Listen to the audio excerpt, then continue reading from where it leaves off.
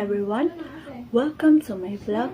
Today, we're going to talk about Philippine historiography and how the sources and discourses, what is being discussed and read.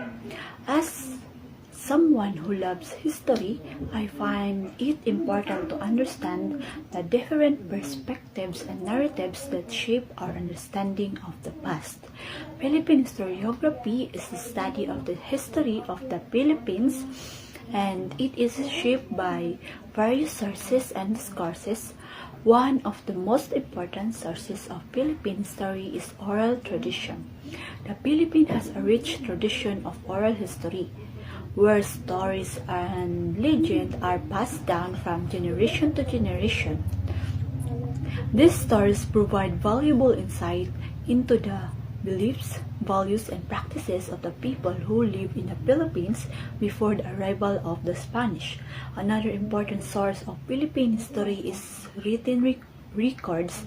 The Spanish colonizers brought with them the written word, and they used it to document their interaction with the indigenous peoples of the Philippines. These records provide a valuable perspective on the early history of the Philippines, but they also reflect the biases and prejudices of the Spanish colonizers. In addition to these sources, Philippine historiography is also shaped by various discourses. One of the most important discourses is nationalism. Nationalism is the belief that the Philippines is a unique and distinct nation with its own history, culture, and identity. This discourse has played a crucial role in shaping the way Filipinos view their story and their place in the world. Another important discourse is post-colonialism. Post-colonialism is the study of the effect of colonialism on the colonized peoples. In the case of Philippines, post-colonialism has played a crucial role in challenging the dominant narratives of Philippine history. Today, we're going to talk about the history of the Philippine Islands. As someone who is fascinated by the rich history and culture of the Philippines, I find it important to understand the different events and forces that have shaped the country into what it is today. The history of the Philippine Island can be traced back to pre-colonial times when various indigenous groups lived in the archipelago. These groups had their own distinct cultures and traditions, and they traded with neighboring countries in Southeast Asia. In 1521, the Spanish explorer Ferdinand Magellan arrived in the Philippines and claimed the island for Spain. This marked the beginning of Spanish colonization, which lasted for over 300 years. During this time, the Spanish introduced Christianity to the Philippines and established a feudal system of government. In 1898, the Philippines declared independence from Spain, but this was short-lived as the United States took control of the island after the Spanish-American War. The Philippines remained a colony of the United States until 1946, when it finally gained independence.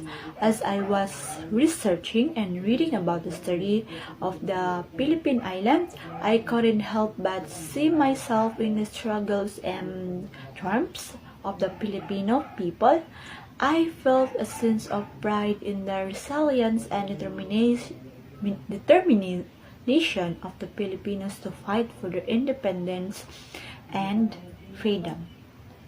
At the same time, I also felt a sense of sadness and frustration at the injustices and hardships that the Filipino people had to endure under colonial rule, the forced labor, cultural suppression, and economic exploitation that occurred during the colonial period had a lasting impact on the Philippines and its people.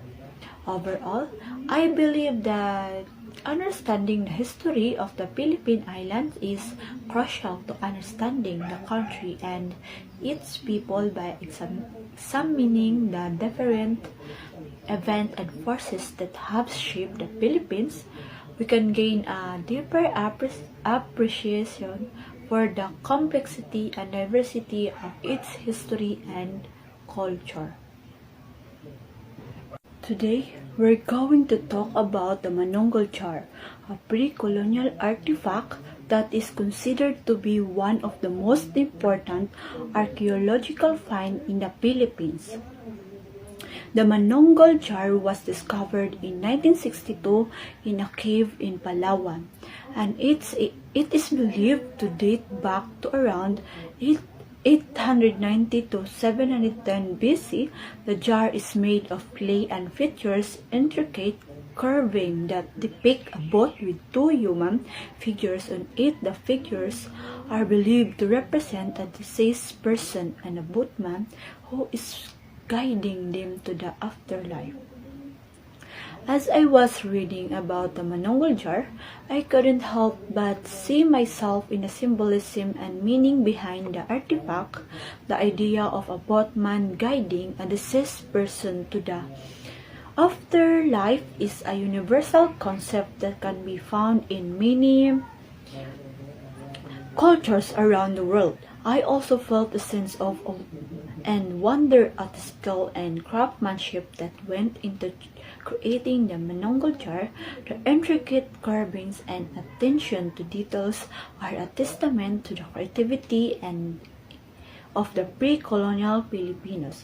Overall, I believe that the Manonggol jar is an important reminder of the rich history and culture of the Philippines. By studying artifacts like this, we can gain a deeper appreciation for the tradition and beliefs of our ancestors. Laguna copper plate, a historical artifact that was discovered in the Philippines in the 1980s. This copper plate is considered one of the most important archaeological finds in the Philippines, and it provides valuable insight into the country's early history.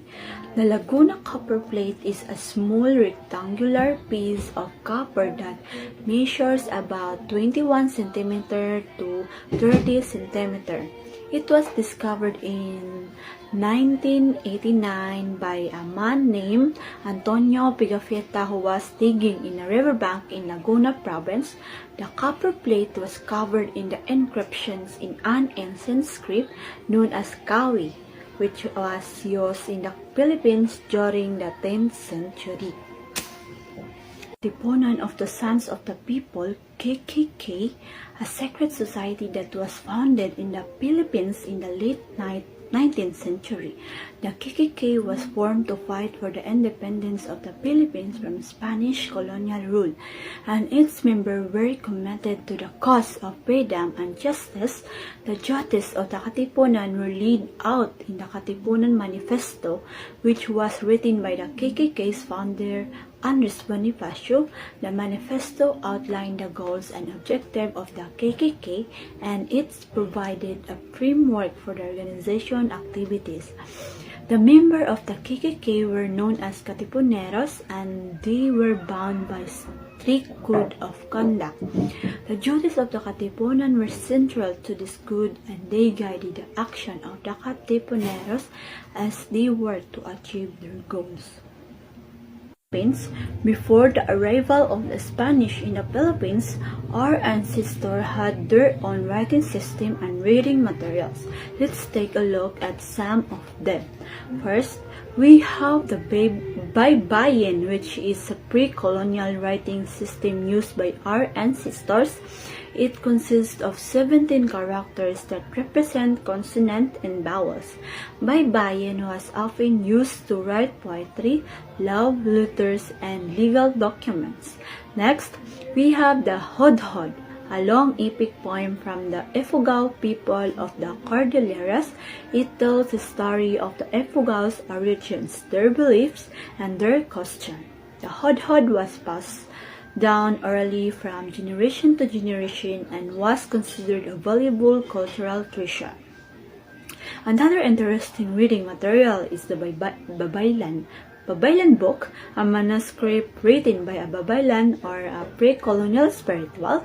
Later, the Babaylan book contains sacred chants, herbal remedies, and divination techniques used by Babaylans in their healing practices.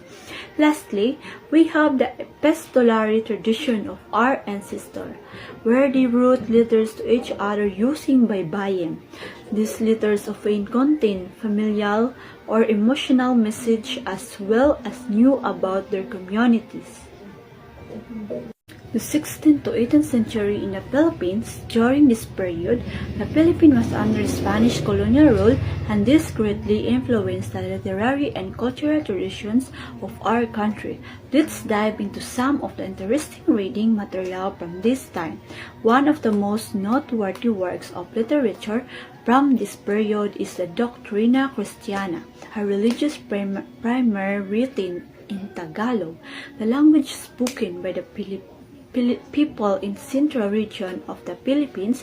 It was created to teach the native about Christianity and was widely used during the Spanish colonization period. Another important text from this era is the Florante at Laura, written by Francisco Balagtas. This epic poem tells the story of Florante, a nobleman who fight for freedom from oppression, and his love interest, Laura.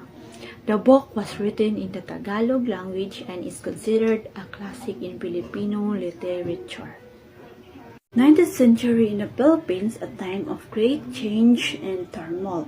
In the early 1800s, the Philippines was still under Spanish colonial rule.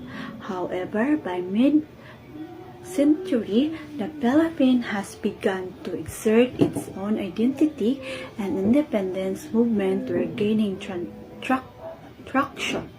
One of the most prominent works of literature from the 19th century is No Me Tangere by Jose Rizal. This novel, first published in 1887, exposed the injustices and corruption of the Spanish colonial system through the story of a Filipino protagonist, Crisostomo Ibarra. It sparked a revolution and raised awareness of the Filipino desire for independence. Another important literary work from this period was El Filibusterismo, also by Jose Rizal. This novel served as a sequel to Noli Me Tangere and explored the aftermath of the main character failed attempt at reform. 1896 Philippine Revolution. The 1896 Philippine Revolution, also known as the Tagalog War, was a pivotal moment in the country's history as it marked the start of the country's fight for independence from Spanish colonial rule.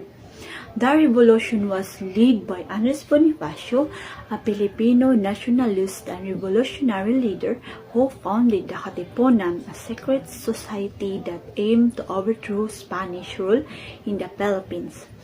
Bonifacio, along with other revolutionary leaders, dropped the Cartilla ng Katipunan, a guided book that outlined the principles and beliefs of the organization.